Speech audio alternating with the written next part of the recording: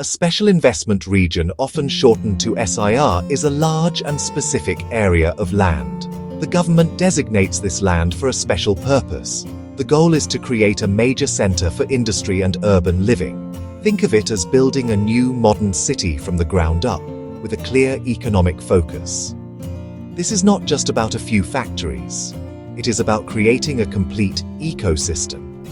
Places to live, places to work, places to relax.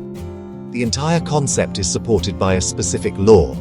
The SIR Act provides a powerful framework to make this vision a reality in a planned and efficient manner. The core purpose of an SIR is to attract significant investment. Domestic companies, international companies. By creating a large, well-planned area, the government can offer world-class infrastructure. Reliable power, clean water, wide roads, advanced communication networks. To ensure that an SIR develops smoothly, the law establishes a clear, multi-layered management structure. This structure is designed to handle everything from high-level policy decisions to the day-to-day execution of projects on the ground. At the very top of this hierarchy is the apex authority. This body acts as the supreme decision-maker for the SIR. It is typically chaired by a high-ranking government official, such as the chief minister. Its primary role is to set the overall vision, approve major development plans, create the guiding policies for the entire region. The Apex Authority also functions as a powerful single-window clearance mechanism, helping investors navigate government approvals efficiently. Beneath the Apex Authority is the Regional Development Authority, or RDA. This is the principal executive body responsible for the planning and development of the SIR. The RDA is the real workhorse of the system. It is tasked with preparing the detailed development plan for the region. It also creates and enforces the General Development Regulations, or GDRs. The RDA has the power to acquire land, hold land, manage land.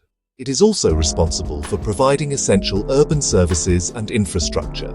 Working in close coordination with the RDA is the Project Development Agency, or PDA. The PDA is more project-oriented. Its main job is to facilitate the implementation of specific infrastructure projects within the SIR. The planning process within a special investment region is methodical and comprehensive. It all begins when the state government officially declares a vast territory as an SIR. These areas are typically very large, often exceeding 100 square kilometers, to accommodate the scale of the intended development. Once the declaration is made, the first critical step is zoning. The entire region is divided into different zones based on their intended use. This means specific areas are designated for industrial activities, residential housing, commercial centers, recreational parks, protected green belts. This clear demarcation prevents haphazard growth and ensures that land is used in the most logical and efficient way possible. After the initial zoning is complete, the Regional Development Authority, or RDA, takes on the crucial task of creating the development plan. This is the master blueprint for the entire SIR. The development plan is a highly detailed document that lays out the future physical form of the region.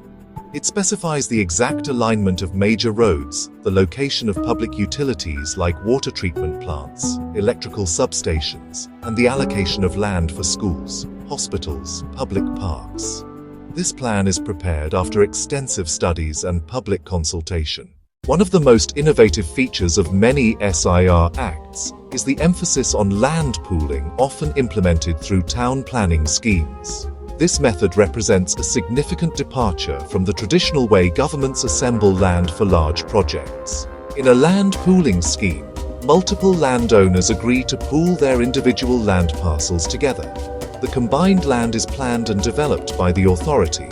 The authority carves out land for public infrastructure like roads, gardens, schools, utilities. This adds immense value by providing services that were previously absent. The key benefit: original landowners get a portion of their land back after development. The piece they receive, the final plot, is smaller than the original holding, but is fully serviced and in a planned, modern layout. The developed plot is typically far more valuable than undeveloped agricultural land. Landowners are not displaced, but become partners in development. They share in the increase in land value. turning potential conflict into a mutually beneficial arrangement. A special investment region requires enormous financial resources to build its infrastructure and maintain its operations. The SIR Act addresses this by granting the Regional Development Authority significant financial autonomy. The law allows the RDA to establish and manage its own fund. This fund can be filled from various sources, including grants from the government, loans from financial institutions, its own revenue streams. This financial independence is critical because it allows the RDA to plan and execute long-term projects without being entirely dependent on unpredictable annual budget allocations from the state government, ensuring continuity and stability. The RDA is empowered to generate its own income by levying various fees and charges. For example, fees for approving building plans, user charges for services like water supply, and sewage treatment revenue from leasing or selling developed land. This self-generation creates a sustainable financial model. Money collected is reinvested to improve infrastructure and services. This creates a virtuous cycle where growth funds more growth, making the SIR economically self-reliant over time. One major investor advantage is a single window clearance system, typically managed by the apex authority. Instead of running between departments for dozens of permits, environmental clearance, factory licenses, power connections, other permits, investors submit all applications at one point. The single window coordinates with relevant agencies to secure approvals. This cuts down on bureaucracy, reduces time to get projects off the ground, and makes the SIR highly attractive for investment. Finally, the SIR Act provides legal clarity and swift dispute resolution. It can override conflicting state laws within the SIR's territory, preventing legal confusion and jurisdictional conflicts.